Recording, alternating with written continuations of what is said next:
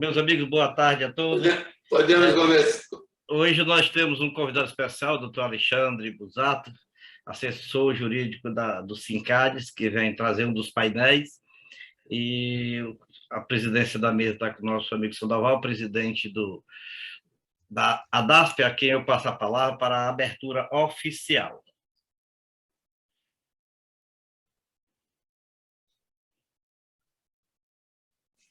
Muito bem, doutor Damasceno. Bom, sejam todos bem-vindos.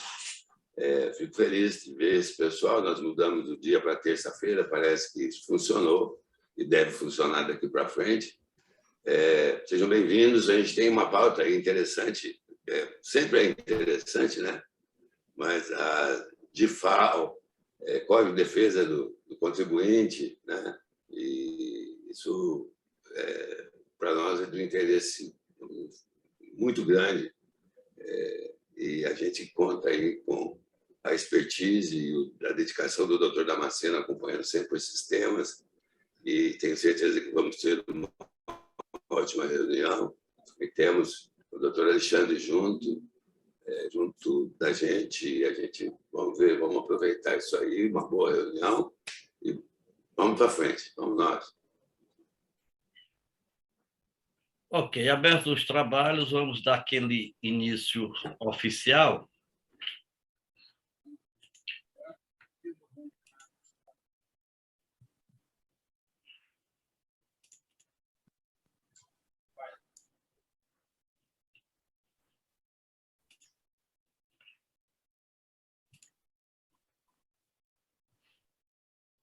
Se eu conseguir. Eu estou aprendendo aqui ainda. Não mandou ainda no e-mail, não, né? Bem, nós teremos hoje, primeiro item, o DIFAL, somente a atualização. Esse painel vai ser apresentado pelo Dr. Alexandre. Em seguida, nós voltamos com o Código de Defesa do Contribuinte, que é uma novidade, uma proposta que começou a tramitar agora, e depois também nós vamos atualizar sobre o andamento da proposta de reforma do Código Tributário Nacional e da lei pertinente ao processo administrativo e demais legislação correlata.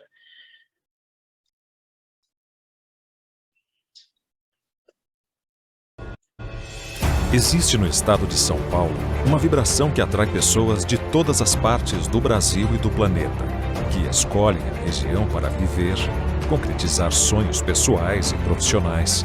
Foi assim no passado e é assim no presente e será assim no futuro. Mas o estado de São Paulo é, acima de tudo, o lugar dos negócios como poucos no mundo. Dona do maior parque industrial e do maior PIB entre todos os estados brasileiros. Nesse cenário, um dos setores que mais tem contribuído para a integralização do impressionante PIB paulista é, sem dúvida, o atacado distribuidor do estado. Responsável por quase a metade do faturamento do setor em todo o Brasil, principalmente na comercialização de itens de uso comum das famílias, os agentes do atacado e da distribuição do estado de São Paulo respondem por uma fatia substancial do faturamento do setor em nível Brasil. ADASP, parceiros e associados, juntos. Construindo sempre mais pelo desenvolvimento econômico e social do estado de São Paulo.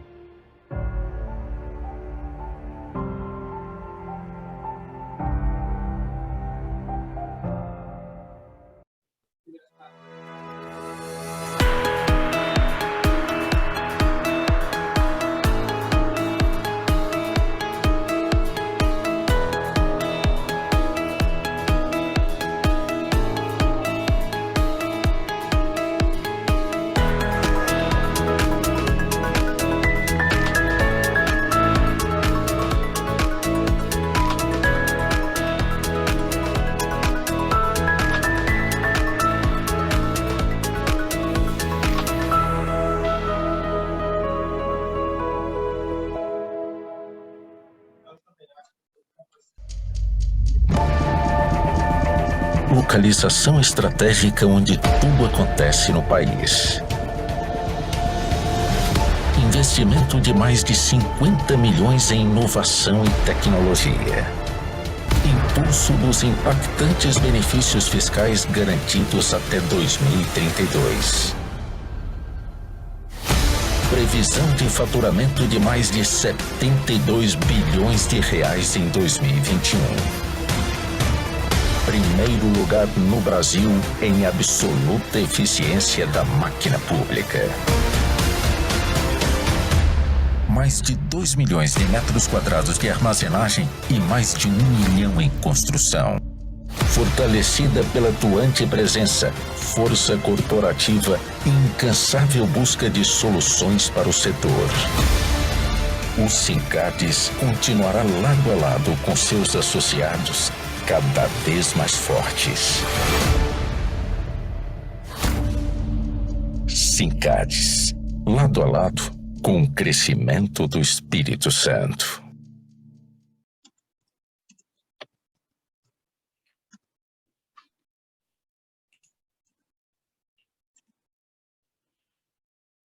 O César, gostaria que o amigo apresentasse o doutor Alexandre Busato, enquanto eu coloco na tela os slides dele. Ok. Reitero meu boa tarde a todos. Boa tarde, presidente Sandoval. Boa tarde, doutor Alexandre, doutor Damasceno. Obrigado aos colegas da ABAD, bem como também os associados aqui presentes que estão participando desse encontro. O doutor Alexandre Ferotti, nosso tributarista, participa do Sincades Tech da área tributária. Amanhã, inclusive, nós teremos uma reunião que provavelmente deva ter uns 10 itens de pauta, né, doutor Alexandre? Especificamente vinculado não só às questões a nível federal, mas também, principalmente, nas questões aqui estadual.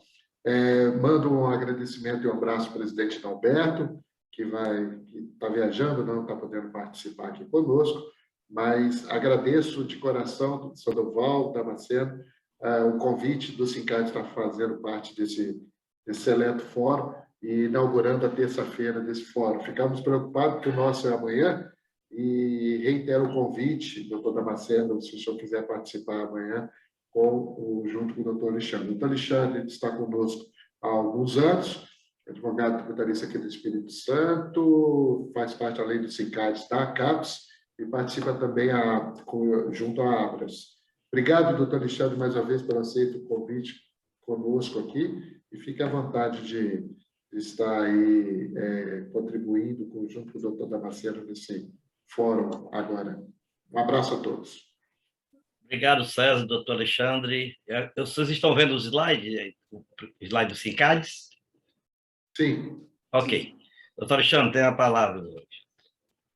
Bom, boa tarde a todos. Eu tenho que agradecer aqui e faço o meu agradecimento pelo convite que me foi feito, pela acolhida aqui pelo da parte do presidente Sandoval, do doutor Damasceno, aqui, o César, nosso superintendente aqui do Sincades. A gente tem um carinho muito grande pelo setor, porque a gente sabe que o setor é o que liga, de fato, aí, né, a indústria ao varejo, né? E nós somos nós estamos no meio do caminho ali, fazendo essa ponte.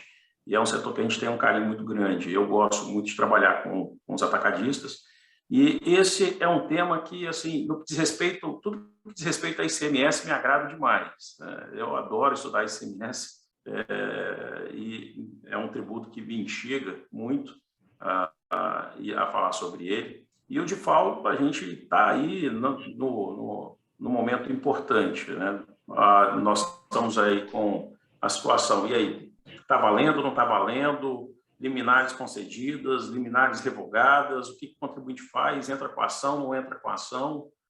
Como é que fica isso? Então, aí eu vou passar aqui rapidamente para alguns slides, para ter uma ordem sequencial na fala, mas tudo isso daqui, em grande parte, deve ser conhecimento de todos, então, assim, a gente vai conseguir evoluir bem rápido aqui.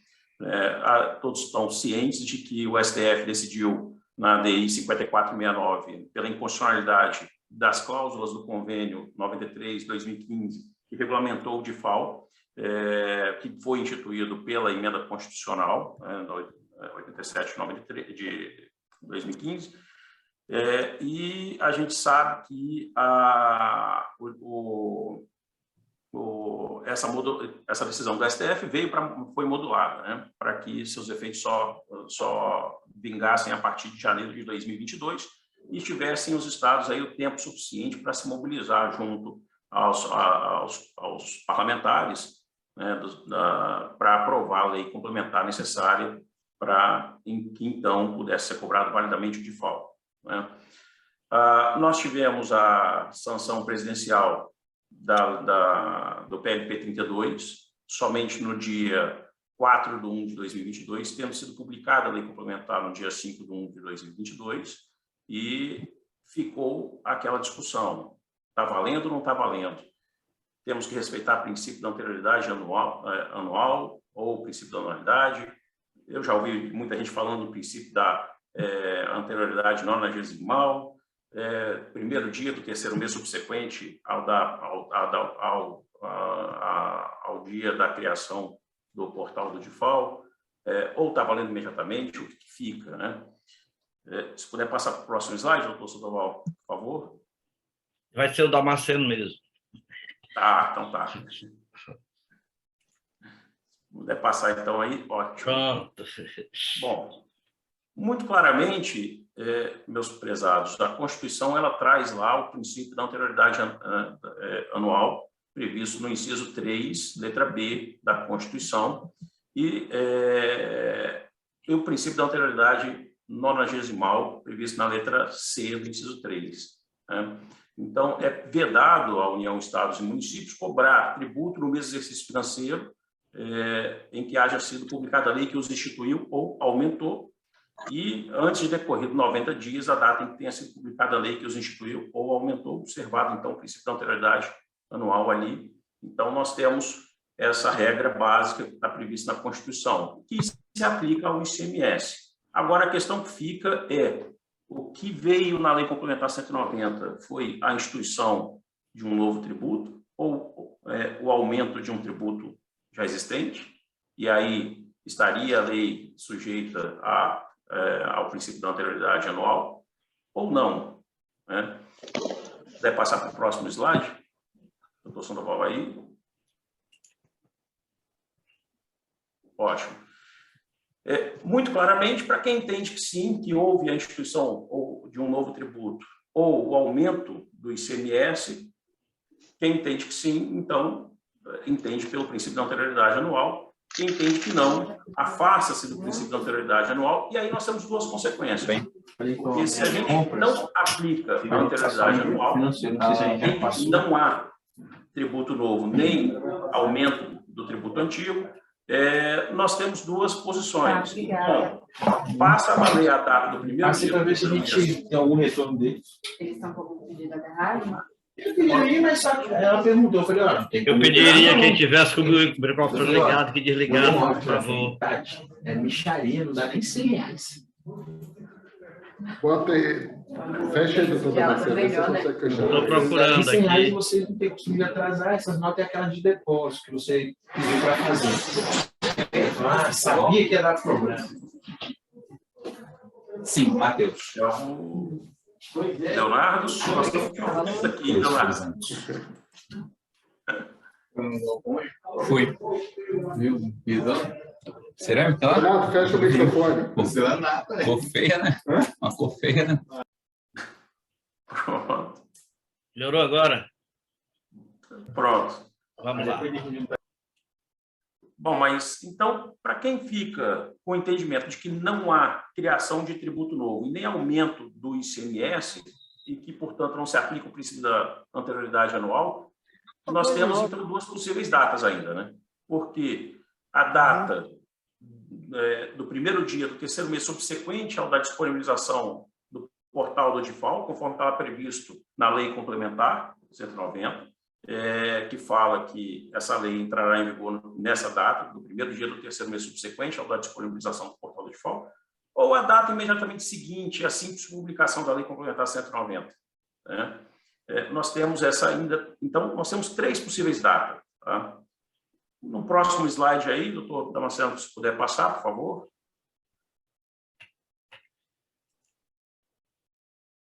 Okay. Então, nós temos isso. Então, nós temos três possíveis datas para efeitos de discussão.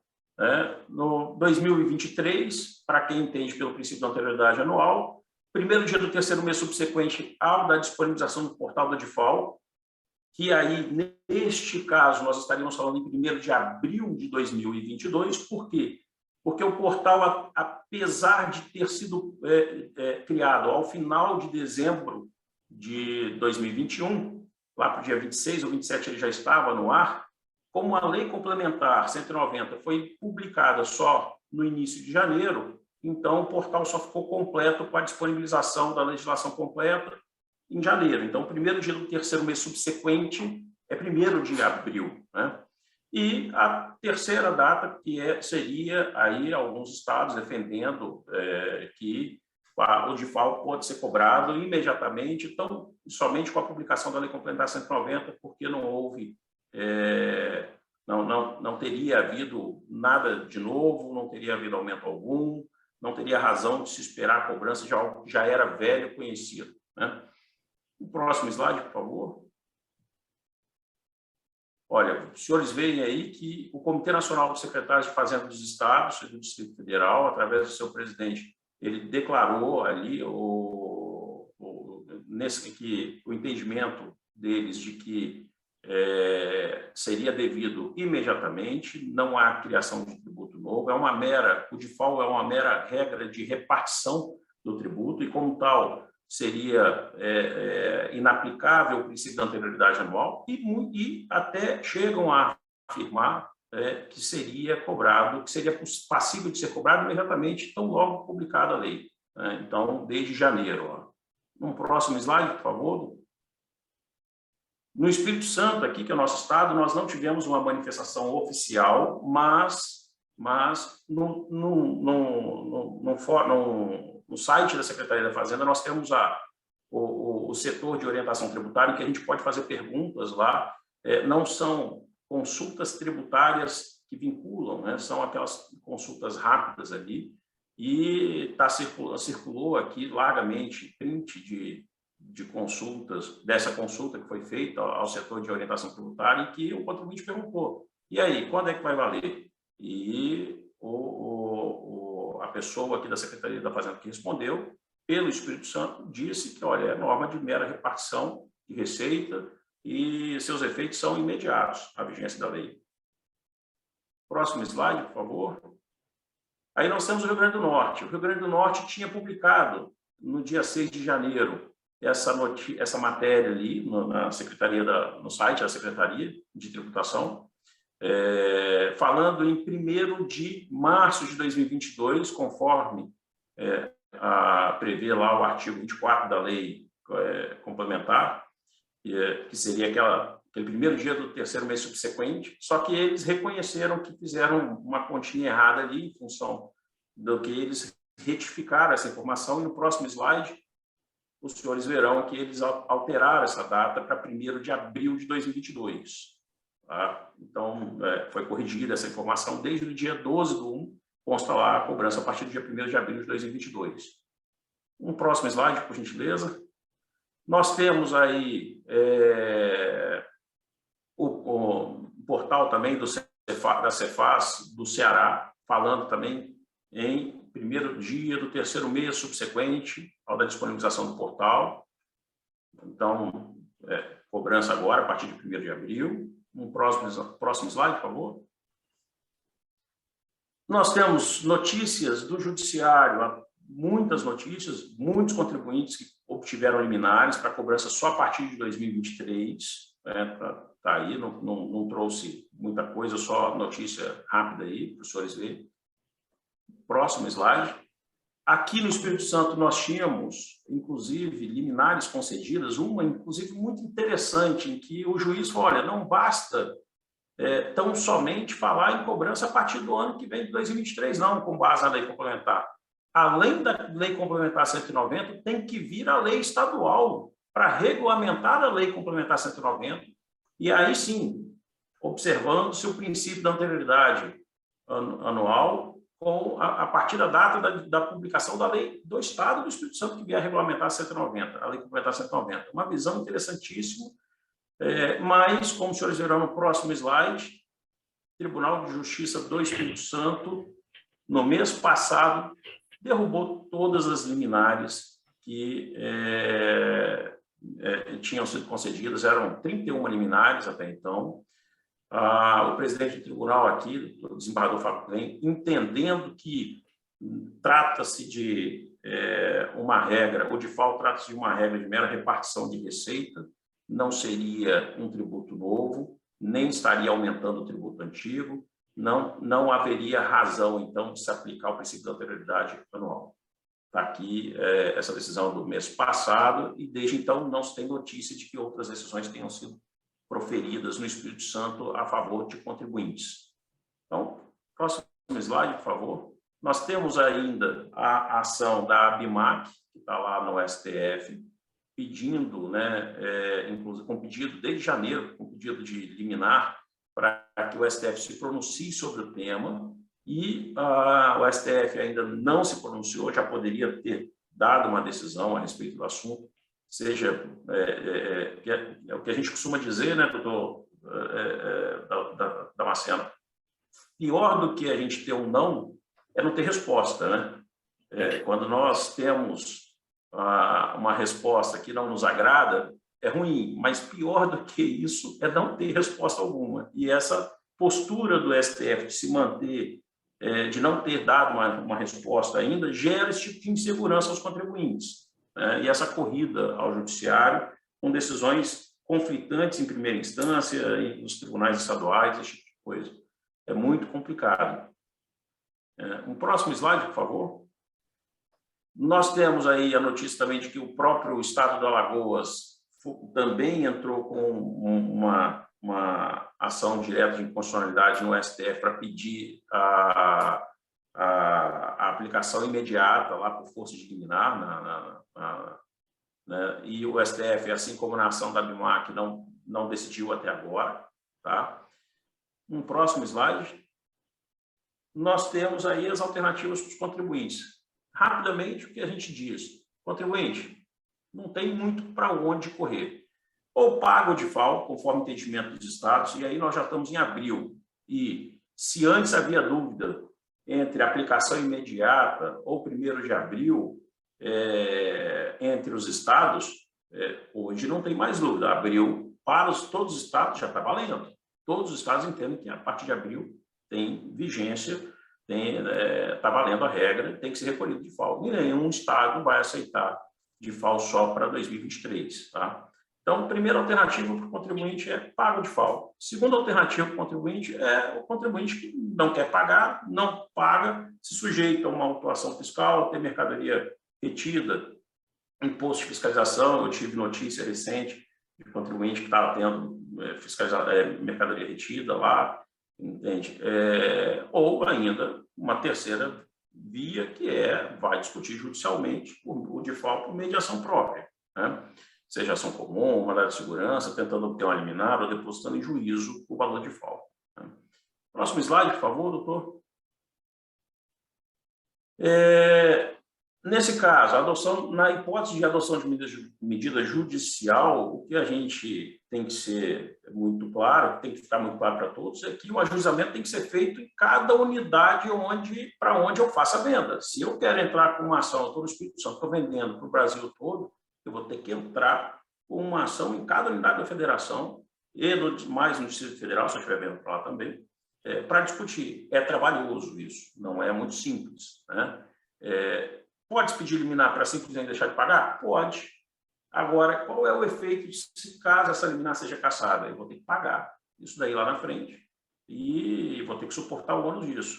E depositar em juízo. Eu posso depositar em juízo? Posso também, é um direito meu. Depósito em juízo não precisa nem de autorização judicial, né? Já está mais consolidado no judiciário, STJ, inclusive, que depósito judicial é um direito do contribuinte. Então, basta ele comunicar ao juiz que está fazendo depósito judicial e dar início ao depósito e está suspensa a exigibilidade do tributo. Agora, é uma situação interessante, talvez, menos pior do que eliminar, porque se a ação for julgada improcedente ao final, o depósito judicial se converte em renda e não tem não tem o passivo, né? No próximo slide, por favor. Bom, aí nós começamos com um problema, né? Porque a gente vê, muitas vezes, o contribuinte ele quer o melhor dos dois mundos, e não dá para ter o melhor dos dois mundos. Ou eu vou buscar o melhor de um mundo ou de outro. Se eu estou querendo discutir o DIFAL, eu tenho contribuinte que me pergunta, e aí, eu destaco ou não o ICMS de DIFAL na nota fiscal de venda? Porque se eu destacar, eu estou cobrando do meu cliente. E se eu estou cobrando do meu cliente, eu posso discutir esse DIFAL? Gente, os estados já estão falando isso daqui, olha, artigo 166 do CTM, do Código Tributário. 166 fala de restituição de tributo. Falar que a restituição de tributo, que comporte, por sua natureza, a transferência do encargo financeiro, somente será feita a quem prove haver assumido o referido encargo, ou no caso que eu transferi ao terceiro, está por este expressamente autorizado a recebê-lo. Então, na prática, o que os estados estão falando? Até pelo artigo 166 do CTN, se quem está suportando o ônus, o encargo financeiro do DIFAL, é o cliente, porque está sendo cobrado dele, destacado na nota fiscal de venda para ele, está sendo cobrado dele, quem está vendendo não teria razão de ficar com esse tributo numa eventual ação judicial que venha a ajuizar. Então, a ação estaria fadada a ser julgada improcedente. O correto seria, então, o contribuinte que quer discutir o DIFAL assumir o risco. Ele não destaca na nota fiscal de venda, não cobra do seu cliente, tá? Esse DIFAL, e entra com a ação, né, e está com a garantia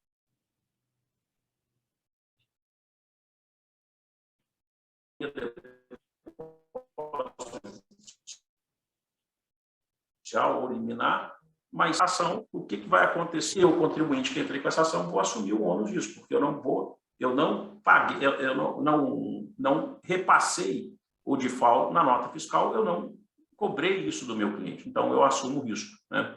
Então, veja, é uma situação muito complicada e de fato, até por conta disso, a gente tem visto um desestímulo muito grande aos contribuintes de assumirem essa briga, né? Eu sou um contribuinte que vou vender, fazer a venda interestadual para diversos clientes meus em vários estados, entro com a ação, tenho o custo de entrar com a ação, não cobro deles o DIFAL, porque estou assumindo isso, porque não estou destacando na nota, até porque se eu destacar eu teria que repassar, senão seria até uma espécie de uma apropriação indébita, né? Então, não cobro deles, não assumo o risco de que lá na frente, se essa ação for julgada improcedente, eu vou ter que pagar todo esse DIFAL e não vou poder me ressarcir dos meus clientes de alguma forma, né? E, nesse caso, não tem outro jeito, né? A legitimidade ativa para a adoção da medida judicial é minha que estou vendendo, não é do meu cliente comprador. Então, esse é um caso daqueles em que, se for julgado, se eu falar assim, eu posso deixar para entrar com a ação depois e pedir a restituição, muito difícil, por conta desse artigo 166. Quem teria direito a pedir a restituição, entrar com a ação e pedir a restituição, aí seria o adquirente, né, que suportou o ônus. E o vendedor, se eu quiser não pagar, ou eu entro com a medida judicial agora e consigo o depósito judicial, faço depósito judicial ou consigo eliminar, ou eu pago normalmente e não falo mais isso nesse assunto do DIFAL, deixo para lá, né? É isso. Passando aí para o próximo slide, então, doutor, a gente encerra aqui o que a gente tinha a falar. É uma situação extremamente delicada, mas a gente tem visto um desestímulo realmente muito grande por parte dos contribuintes de quererem discutir o DIFAL em função desse risco. Já vi, doutor Damasceno, não sei se é o caso o senhor também já tenha visto aí, alguns contribuintes falam o seguinte: tá bom, Alexandre, então eu faço o seguinte, eu não destaco na nota fiscal de venda o DIFAL, eu não cobro do meu cliente, então, ali destacado na nota, eu entro com a ação, mas eu aumento a margem na composição de preço do meu produto, já prevendo que se eu perder, eu vou assumir o risco disso daqui, então eu aumento o meu preço de venda aqui para poder suportar isso lá na frente, se eu tiver ação julgada improcedente. É uma opção, só que se eu aumento meu preço, eu estou aumentando base de incidência de PIS, COFINS, estou aumentando meu resultado, imposto de renda, contribuição, vou pagar um caminhão de impostos em cima disso daí também, né? Então, tem um reflexo negativo dessa parte. Então, assim, de maneira muito sóbria, eu diria para os senhores, assim, não é uma situação simples e eu não vejo muito estímulo ao ajuizamento de ação nessa situação. Mas respeito quem queira entrar. É isso, doutor Marcelo. Corrija-me se eu falei alguma bobagem, estou à disposição aqui do grupo.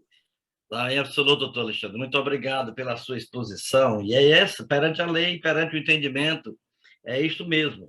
E ainda existe um detalhe importante, um questionamento que é levantado, é a questão da legitimidade.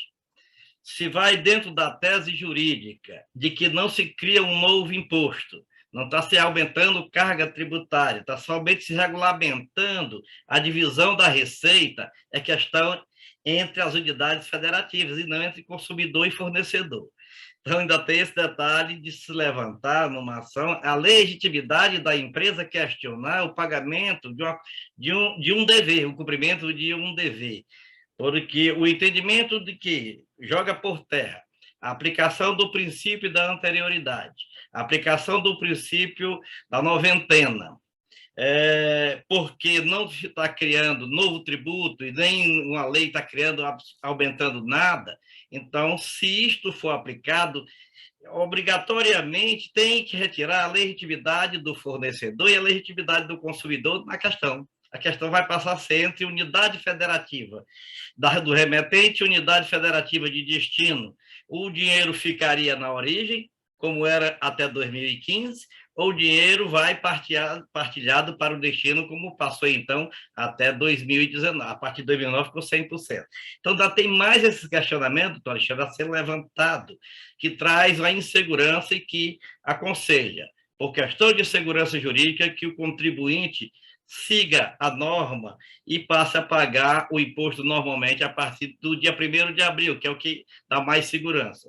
Nós temos um entendimento aí da Procuradoria-Geral da República, né, do Aras, no sentido, ele leva duas teses. A primeira, que deveria ser 1º de janeiro de 2023. Ok, mas ficaria muito satisfeito dentro do Instituto da Segurança Jurídica se cumprisse a norma que está contida na lei, dizendo que seria a partir do dia 1º de abril. Então, para ele, se botar a partir do dia 1º de abril, estava trazendo para o campo da interpretação a segurança jurídica legal. Então, ele, quer dizer, diz sim e diz não ao mesmo tempo. E nós, como consultores, devemos orientar para o caminho da segurança legal. Eu entendo perfeitamente, dentro do seu próprio raciocínio, doutor Alexandre, que não há a criação de um novo tributo. E a segurança nos manda dizer, cumpra a norma como os estados estão querendo. O que os estados estão querendo? Para partir do dia 1º de abril. Ele não poderia pagar a partir do dia 1º de janeiro, porque a lei só foi publicada no dia 4, mas só teria 4 dias de lacuna, ou seja, de vaga, de vácuo nessa questão legal. Mas eu comungo com suas colocações e também oriento aqueles que nos procuram no sentido de que a norma está vigente e é exigível. Eu tenho uma sensação, assim, é mais uma sensação mesmo, né? Porque a gente não tem como prever o futuro, mas o mais provável, sob a ótica do que a gente vem lendo, vem estudando, é que, de fato, vingue a data de 1º de abril, porque a própria lei traz lá no seu corpo, né, aquela data do 1º dia do 3º mês subsequente, da disponibilização do portal do DIFAL. Necessário o portal do DIFAL, inclusive, para efeito, porque lá no portal eu tenho mais do que a base legal do DIFAL. Eu tenho a base legal do DIFAL, eu tenho as guias de recolhimento por cada estado, porque cada estado que tem... Nosso estado tem uma guia diferente de todo o resto do país, tem estado que tem guia própria, então tem lá o mecanismo de cobrança, forma de pagamento. Então, assim, entendo que também colocar imediatamente a simples publicação da Lei Complementar 190 não é a melhor data, mas 1º de abril é a data mais coerente ali, dentro dessa lógica. Claro, que quem vai dar a palavra final é o STF, já devia ter dado, né? Mas infelizmente Não tem Mas jeito. sabe, doutor Alexandre, essa questão do STF, eles estão achando bom, porque todo dia aparece alguém querendo ser amigo na ação, né? Então, peticiona e começa de novo, peticiona e começa de novo. Então, ele está adorando, porque não decide, porque o contribuinte não deixa, o Estado não deixa. Então, toda hora tem um amigo escuro e aí lá vai, abre vista, amigo escuro, abre vista. Já hoje peticionaram, mas novamente. Então, como é que vai chegar? Ele já tirou, o relator já tirou de si a responsabilidade de monocraticamente decidir, já colocou para o plenário, mas nunca fica pronta para ir ao plenário, porque sempre alguém pede para entrar no processo. E assim, a vida vai passando. É isso aí. Tudo bem, alguém quer questionar a matéria, perguntar, tirar alguma dúvida? A palavra está facultada, meu presidente.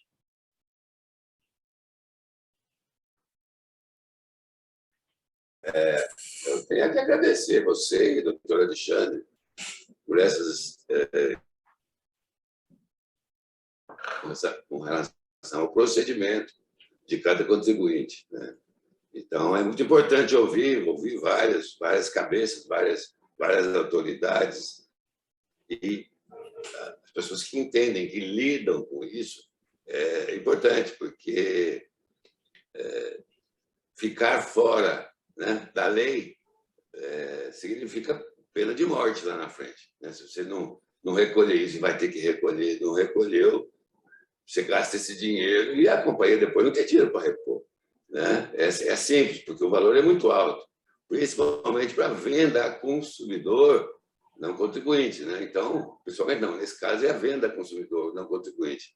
O dinheiro é muito alto, então você tomar cuidado, porque às vezes coça a mão, né? Falar, eu não vou recolher, não acontece. Eu acho muito perigoso. Ficar atento a isso que vocês falaram, e acho que nós temos ainda tempo para ver os outros dois assuntos, mas foi muito bem. Para mim ficou muito bom, melhorou muito o meu entendimento nisso. Muito obrigado. Muito bem. Alguém quer tirar alguma dúvida? Que senão nós vamos passar para o segundo tema, que são temas rápidos, só para início de apresentação. Bom, então vamos para o segundo item.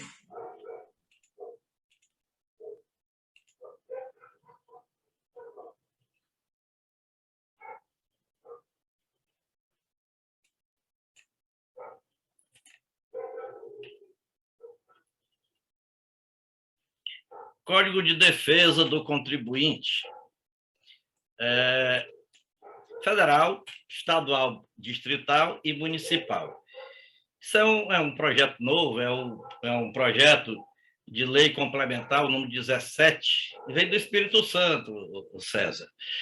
O deputado Felipe Rigoni, do União do Espírito Santo, e mais 31 deputados assinaram com ele esse projeto.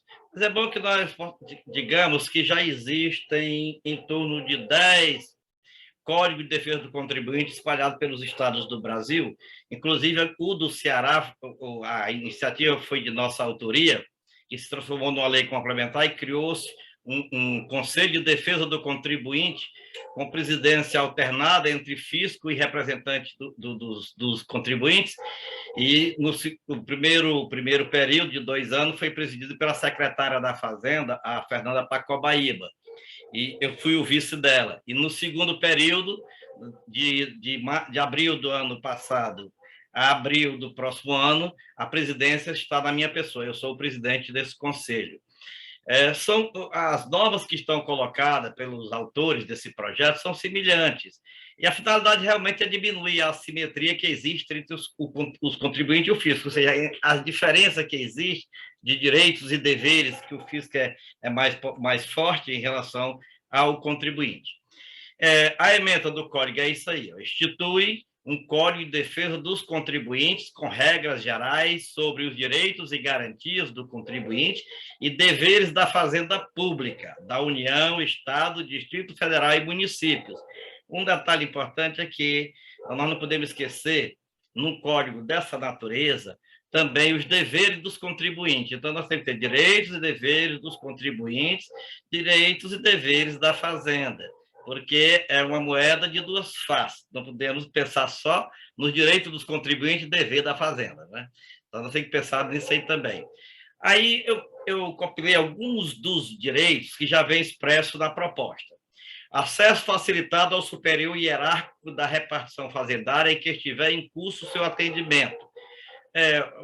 Em alguns estados isso já não se tem mais dificuldade, mas em outros estados é mais fácil conseguir uma audiência com o Papa do que com o secretário da Fazenda, né? Não obrigatoriedade do pagamento imediato de qualquer autuação. Isso hoje realmente os processos admitem a ampla defesa, então qualquer exigência imediata já vem contrária à lei. Por conseguinte, é uma letra só de reforço. O imediato exercício do direito de defesa. Esse imediato também, do jeito do item anterior, também é somente o reforço porque já existe a previsão do direito de defesa para a validação da cobrança. Tratamento adequado e eficaz da repartição fazendária. Essa é uma questão de educação dos componentes da fazenda, então isso é importante sempre se bater na tecla. Para vocês terem ideia, aqui na lei do Ceará, nós conseguimos inserir um dispositivo de regresso e mais ainda. O contribuinte que conseguir reverter uma autuação e provar que ela foi abusiva, porque não existiu o motivo daquilo tudo, a despesa que ele teve, que o contribuinte teve com o advogado para se defender, ele cobra da fazenda que paga e pode ou não, se quiser, se ressarcir junto ao agente fazendário. Isso está no bojo de uma lei complementar. Ou mais, emissão prévia de notificação autorizando o trabalho de fiscalização. Isso já está previsto no artigo 166 do Código Tributário Nacional. Toda e qualquer fiscalização, para ter validade, precisa ter um superior que emita um documento dando prazo e o que vai ser fiscalizado e quem vai ser fiscalizado. Então, já é também, como eu digo, é reforço numa norma que está no Código Tributário Nacional. A análise da defesa do contribuinte antes da autuação fiscal, isso é importantíssimo. Quando está se levantando a fiscalização, antes de haver a autuação, abrir ao contribuinte o direito para analisar e tudo e apresentar a própria defesa. Talvez ele consiga elidir aquela falha e corrigir, porque a fiscalização não é só para autuar, é para orientar. Muitas vezes o contribuinte está cometendo um erro inadvertidamente, ou porque desatualização do contador, ou coisa parecida. Então, no momento que ele levanta, tem que haver um espaço para que o contribuinte possa se explicar e só autuar se por acaso ele for e continuar renitente. Então, essa norma eu acho importantíssima em participar do bojo de uma lei federal. A existência de processo tributário, administrativo ou judicial pendente não impede o acesso do contribuinte a incentivos fiscais, crédito oficial e participação em licitações. Esse item aí precisa ficar mais bem claro, porque nós temos situações, se tem só o processo judicial ou administrativo tramitando, ainda não traz a negativação do contribuinte. Somente quando você esgota todas as possibilidades de recurso administrativo é que pode ser lançado o débito. Nesse momento do lançamento é que pode se tirar dele esses direitos que estão vistos aí, incentivos fiscais, crédito oficial, participação em licitações, porque ele já estará negativado e não conseguirá a certidão negativa de débitos tributários. Então, isso precisa realmente de uma redação bem clara, que enquanto houver vida, não pode ser negativação. Então, enquanto houver possibilidade de espernear, até o jus esperneando, como se diz na linguagem brincadeira de nós advogados, né, Alexandre? Não se deve negativar o contribuinte. O parcelamento do débito tributário implicará novação. Isso é uma inovação muito grande. O que é a figura da novação? Ela está no direito civil e significa o seguinte: o débito anterior morre e nasce um novo. Se nasce um novo, você não está inadimplente. Então, hoje o Código Tributário não considera o parcelamento tributário como sendo novação.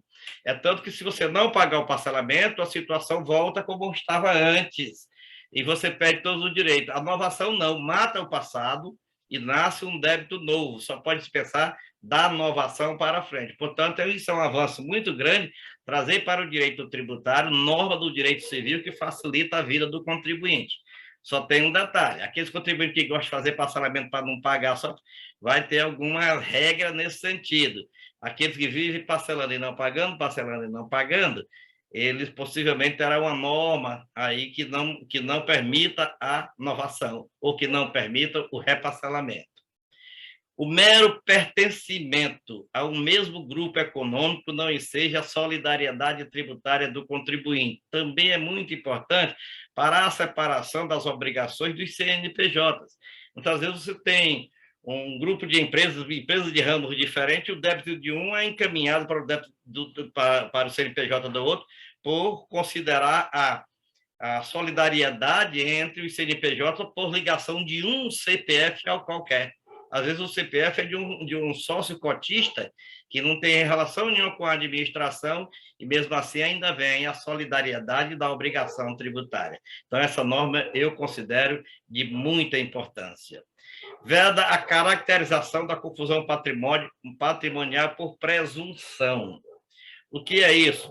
É aquela mistura das obrigações de direito do CPF com as obrigações de direito do CNPJ.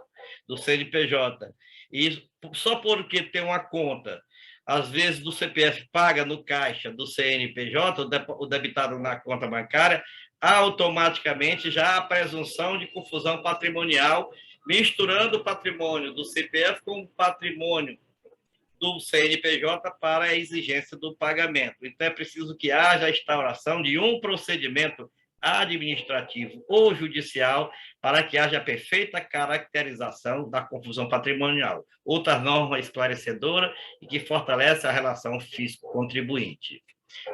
Outros direitos. Torna subsidiária a responsabilidade de terceiro, como o gerente da empresa, o inventariante, né, em relação à obrigação tributária de um contribuinte. Hoje eles estavam lançando, até que o Supremo decidiu que o contador, que está mais embaixo aqui, não tinha essa responsabilidade, mas estão atribuindo a responsabilidade solidária até para o contador. A diferença, pessoal, da responsabilidade solidária para a responsabilidade subsidiária é muito grande. A solidária, o credor escolhe quem quer acionar, imediatamente em pé de igualdade. A subsidiária só pode acionar o terceiro depois de esgotada a possibilidade de acionar o devedor principal. Então, a distância é bem grande e colabora bastante para o dia a dia do empresário. Veda a inclusão unilateral pela fazenda pública de sócios, empregados ou assessores técnicos, como os contadores, de pessoa jurídica da pessoa em lançamento tributário ou na certidão da dívida ativa sem prévia comprovação de dolo. E essa norma é esclarecedora de um dispositivo que já tem no Código Tributário Nacional. Quando há o excesso de gestão, quando o empresário age além do seu estatuto ou do seu contrato social, que ele pode ser responsabilizado. Então, é preciso que haja também um incidente para comprovar a existência do dolo e assim haver a punição. Em assim ocorrendo, obviamente que o empresário ou esses auxiliares responderão a dois processos. Um, na esfera patrimonial, que é a execução fiscal, e outro na esfera penal, dependendo do tipo de dolo que foi praticado, se foi apropriação indébita, se foi falsificação, vai ter as classificações dentro do nosso Código Penal para estabelecer que tipo de dolo foi esse. Então, depois de esse processo com direito à ampla defesa tramitar, é que haverá a possibilidade da inserção do empresário ou de seus auxiliares em uma CDA, em uma certidão da dívida ativa. O débito continua sendo do CNPJ. Isso é o limite não, são os poucos itens que nós tiramos, mas tem mais algumas normas nesse código que nós vamos acompanhar, e o que for evoluindo, eu acho de suma importância. Só lembrando que ainda em 1994, começou a tramitar no Congresso Nacional um código semelhante. E esse código não anda, porque sempre há alguém para não querer que avance. Só que tem um detalhe, os maiores estados do país já têm o seu código tributário local. Por conseguinte, as dificuldades que existiam hoje vão ser bem menores. Ora, um dos mais antigos é o estado de São Paulo. do Estado de São Paulo já é de 2003. Então, nós já estamos com 19 anos, é isso? 19 anos que está em vigor. Está certo que não muda muita coisa, não, porque há 19 anos o presidente do CONDECON de São Paulo é o mesmo, é a mesma pessoa. Era um auditor fiscal que já se aposentou e continua na presidência do CONDECON. Não tem alternância, não tem mudança, por conseguinte, eu acho que as decisões já estão consolidadas.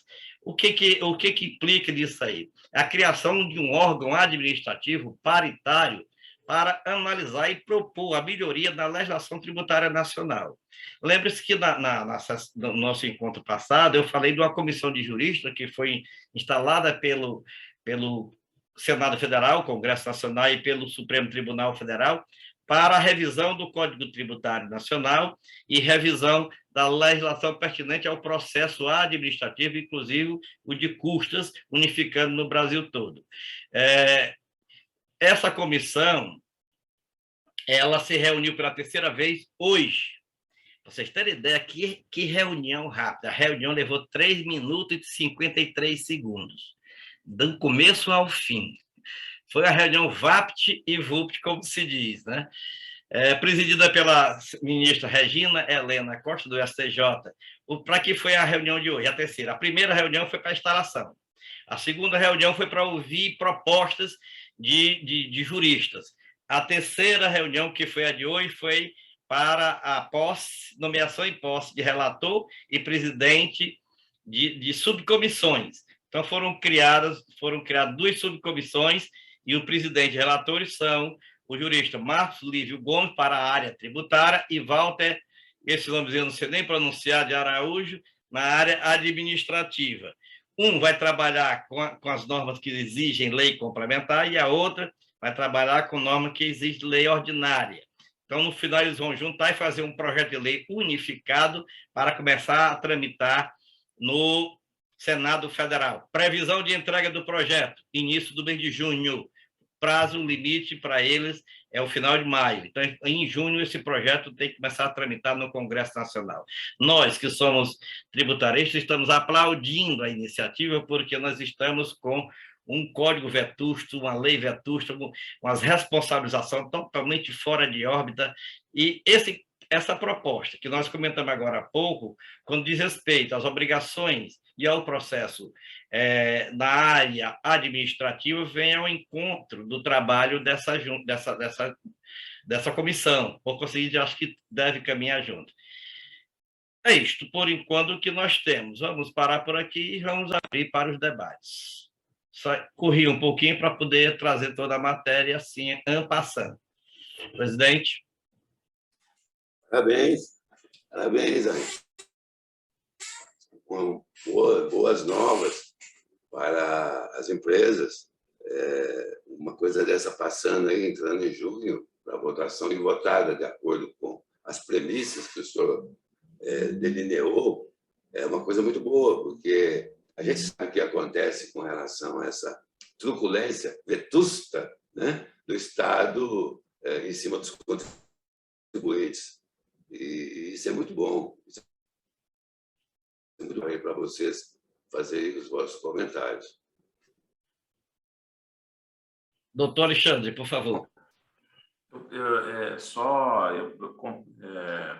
Para dizer aqui o seguinte, na ocasião, sobre esse PL, doutor Damasceno, do Código de Defesa, não é nem assim, um Código de Defesa do contribuinte em si, né? Porque é um Código de Defesa das relações com a fazenda pública, né? O interessante, o inovador, é que a gente vê assim, é um código de âmbito nacional aplicado a todas as esferas do poder público, federal, estadual, municipal. Hoje nós temos estados que têm Código de Defesa do Contribuinte, como o nosso estado do Espírito Santo, e que pouquíssima gente sabe que tem. Pouquíssima gente sabe que tem. E os códigos contribuintes que tem, o Código de Defesa do Contribuinte que a gente vê dos estados, são uma compilação das regras básicas do direito, né? Devido ao processo legal, princípio da inocência, até que se próprio. Isso é coisa muito simples. Esse projeto do deputado Rigoni tem alguns artigos ali que são importantíssimos. Na ocasião que eu tive a oportunidade de conversar com ele pessoalmente, quando ele fez essa apresentação para a gente aqui no Espírito Santo, ele já tinha apresentado ao Congresso o projeto de lei, e eu falei com ele o seguinte: algo que me chama muita atenção e que eu não sei se está aí. Ele falou: não, mas a gente pode colocar o que não tiver, não tem problema não, faz emenda, né?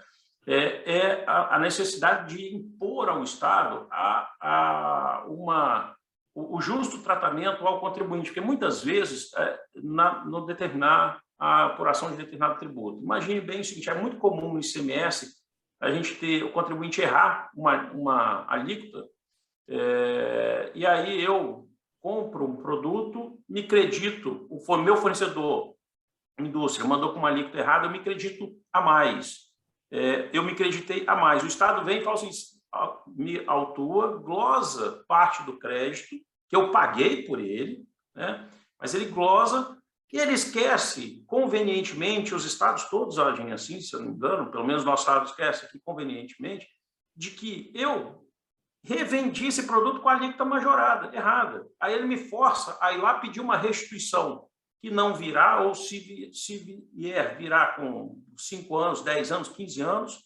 Eu tive caso aqui de restituição que veio do Estado do Espírito Santo com 18 anos, tá? O contribuinte já nem lembrava mais disso. Então, veja, o Estado vem, ele olha, você se creditou a mais porque o seu fornecedor te deu uma nota fiscal com a alíquota errada, estou glosando o seu crédito, me impõe uma auto de infração com imposto e multa. Mas ele esquece que eu fiz a revenda desse produto com a alíquota errada, induzida a erro pelo meu fornecedor, e paguei mais na venda. Então, ele teria que fazer o quê? Uma reapuração, e não simplesmente estornar crédito. Ele teria que estornar crédito, estornar débito, fazer o encontro de contas e ver quanto que eu tenho a pagar de fato. Isso é má-fé, para mim, beira a má-fé dos estados. Isso teria que estar expresso em lei. Estado não pode, tributo que tenha não cumulatividade envolvida, erro na determinação do tributo, tem que ser levado em consideração as duas faces da mesma moeda. Não existe uma moeda de R$2, numa face R$2 ou na outra face R$1. Isso é um absurdo, isso daí. Né? E aí eu confesso que eu não lembro de ter visto isso no projeto de lei. Ele falou: Alexandre, a gente contemplou alguma coisa que parecida ali, mas que não podemos melhorar, entendeu? Acho que ele pode colocar isso daí dessa forma lá, talvez fazer uma emenda, propor uma emenda para poder fazer deixar isso expresso lá, porque os estados hoje não cumprem. E mais, se a gente faz defesa administrativa e pede esse encontro de conta na defesa, o que eles falam? Não é aqui, vai lá e peça a restituição daquilo que você pagou a mais na venda. Entende? É um absurdo. Nós, enquanto contribuintes, nós ficamos desprotegidos, né? É isso mesmo, doutor Alexandre. Aqui no Código do Ceará, nós conseguimos colocar até a retomada do artigo 138 do Código Tributário Nacional. Tem a fiscalização. A fiscalização extrapola o limite, o direito do contribuinte corrigir sem multa e sem juro é readmitido, que é o princípio da espontaneidade. Então, nós colocamos esse dispositivo também e esse tratamento que o senhor está falando. Mas existe, inclusive, decisão do STJ, que o crédito fiscal, mesmo oriundo de nota falsificada, se você não tomou conhecimento e deu entrada e lançou normalmente, é válido. Então, quanto mais uma diferença por um erro de emissão ou coisa parecida. Então, isso não justifica, mas é preciso realmente que seja positivado para que haja maior segurança. Então, nós estamos trazendo aqui, tornando público, embora o senhor já conhecesse, mas agora o fórum todo conhece, e nós podemos também colaborar e trabalhar nisso aí. Eu vou lhe encaminhar a lei do Ceará e o regulamento, até para servir de subsídio junto ao deputado Rigoni, ok? Excelente, vai ser de grande valia, porque a gente pode adicionar lá o projeto lá na forma de emenda. Muito bem. Bom. Fico no aguardo, doutor Damasceno. Ok. A palavra continua facultada. Só complementando, doutor Damasceno, doutor Alexandre, o deputado Rigoni, ele é bem acessível, né, Alexandre? E qualquer situação que possa contribuir, vale a pena a gente chegar e passar para ele. E vou mais um pouco além. Ele está à disposição, se caso for, de participar de um fórum desse. Ele já se colocou à disposição. Missão delegada, César. Missão delegada é você, meu amigo. É o doutor Alexandre. Para fazer o convite, a gente marcar. Isso, a gente marca. Eu acho que a gente deveria, doutor Damasceno, principalmente em Sandoval, colocar isso mais em voga na própria ABAD.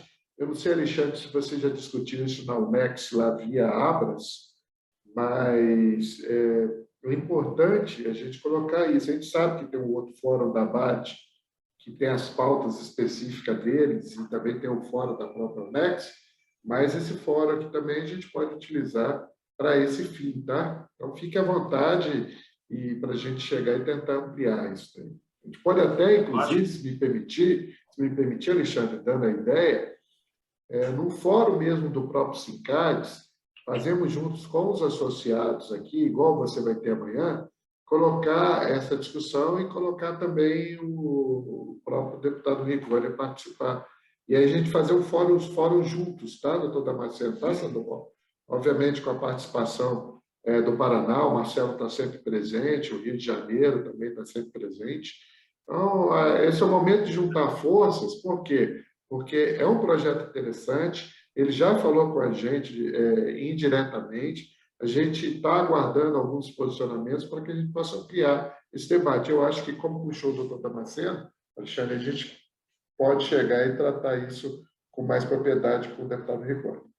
Então, vamos fazer o seguinte, vamos agendar isso aí, vocês conversam com ele, vê a data propícia, e o espaço, obviamente, fica aberto, aí a hora do dia, e a gente deixa somente essa hora do dia tratar desse tema, até para levar sugestões, para poder... E depois, obviamente, encaminhar para ele o que ele achar conveniente. Então, o fórum é para isso, é para esse debate, por isso que é fórum de debate. Não é isso, Sandoval? Sim, considerando sempre que se você 7, qualquer terça-feira, cada 15, né? Hoje 12 nós vamos ter 26, a próxima, né? 26 de abril, e depois mais 2 semanas, se a gente conseguir marcar numa dessas, aí seria maravilhoso, porque dá tempo até de expandir a comunicação, sabe? Porque isso é importante, também muito importante, que todos os associados, interessados, os nossos amigos percebam e tenham mais informações a respeito disso. E eu gosto muito dessa atitude assim, política, sabe? A gente ouvi-lo e a gente também municiá-lo das nossas dores, né? E para melhorar, quem sabe, o próprio projeto dele. Acho que é uma boa iniciativa. Obrigado pela sugestão. Inclusive, Sandoval, eu só queria agora corrigir um pouquinho o amigo. Não é mais dele, é nosso, né? Eu digo, o projeto não é mais dele, é nosso. Nossa. Nem que ele queira desistir, a gente não deixa. Pois é isso. Então, vamos... O deputado Rigoni está numa caminhada aqui no Espírito Santo, né, Alexandre? Ele está tentando se cacifar para provavelmente ser candidato a governador. Certo. Está se colocando aqui, então ele tem estado aí muito próximo com a gente, mas de qualquer maneira independe da posição política que ele quer viver. Ele é o deputado propositor desse projeto, e aí vale a pena a gente combinar com ele, né, Alexandre? E quem sabe, viu, César, até o dia 26 já tem até sido nomeado o relator, que não foi ainda, né? Que ele vai primeiro para a Comissão de Constituição e Justiça. Não, ele vai para... Não, acho que é, sim. E depois é que vem para o plenário. Então, é um PL para 2 comissões. Então, ele talvez até lá no dia 26 já esteja nomeado relator. Mas, aproveitando o embalo e a forma de nós trabalharmos aqui no fórum, embora a ordinária seja dia 26, mas se houver conveniência e a agenda dele, nós podemos antecipar, podemos mudar o dia, podemos adequar. O importante é tê-lo conosco e mais alguns dos outros que assinaram, que ele não assinou sozinho, ele assinou com mais 31 deputados. Né? Então, o convite fica aberto, aí passa para minhas orientações, a gente toma as providências e já agenda e marca e emite o convite, perfeito? Nós vamos conversar com ele, né, Alexandre? Vamos sim. Muito bem. O Sandoval deu uma saidinha. Alguém mais quer fazer algum comentário? Marcelo, só não estava tomando café escondido. Não. Temos uma visita ilustre aqui na minha casa, que é a minha neta. Bom. E ela queria entrar, eu peguei, segurei. Bote ela para comentar a matéria, rapaz. Coruja falando. Os maiores entendedores de tributo no Brasil são as mulheres que fazem o mercantil. Marcelo, te lhe chamada, amigo. A palavra é sua. Acho que os 3 assuntos hoje, né, foram bastante pertinentes, né? A questão da DIFAL ali, o fórum, a nossa assessoria também aqui tributária, através do Dr. Fernando, o Dr. Sérgio está presente conosco. O doutor Sérgio está hoje presente aí. Meu cumprimento, doutor Sérgio. O doutor Sérgio está conosco. Boa tarde, doutor Damasceno. Boa tarde a todos. Estou aqui acompanhando atentamente e aprendendo com os amigos. Obrigado, amigo. Sim, Marcelo. Então, o escritório do Dr. Fernando, né, trouxe bastante subsídio e orientação aos nossos associados aqui do Paraná, em relação à DIFAL. Os outros 2 assuntos aí que foram abordados também de extrema importância, essa questão da discussão, de aprofundar com o deputado do Espírito Santo, né?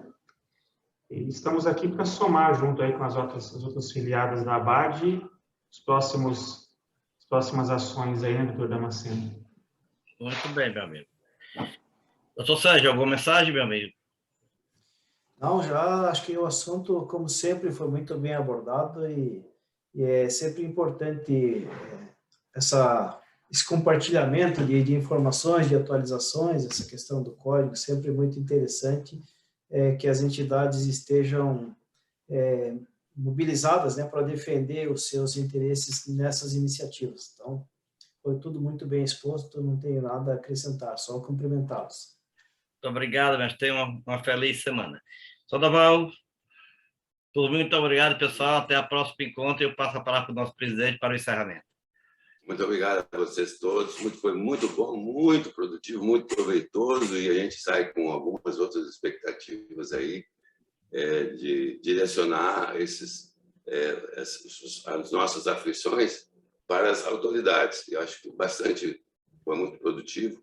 O doutor Damasceno falou da gente acertar até um outro dia na conveniência do doutor Rigoni, para a gente fazer na conveniência dele. Se a gente tem algum tempo para poder divulgar, eu acho que é muito bom. Eu agradeço o César, eu agradeço o doutor Alexandre, agradeço todo mundo, o doutor Sérgio, Marcelo, enfim, todos que estão participando. E convido, então, a nossa próxima vai ser dia 26, na terça-feira. E se acontecer antes, a gente tendo tempo, vamos tocar isso aí. Muito obrigado, doutor Damasceno. Tenham todos uma ótima semana, boas vendas, boa Páscoa para vocês e as vossas famílias. Para todos nós, eu queria só, com a sua permissão, dizer que o pessoal de Sorocaba está muito feliz com o São Bento, né? Está se salvando. Contente aqui. E o pessoal do Paraná também com o Coritiba, né? Tudo da divisão especial ano que vem. Tá certo, irmão. Meus amigos, boa semana para todos nós. Um abraço a todos. Obrigado, igualmente. Uma boa Páscoa a todos. Muita saúde e paz. Valeu. Obrigado. Um abraço. Tchau, tchau.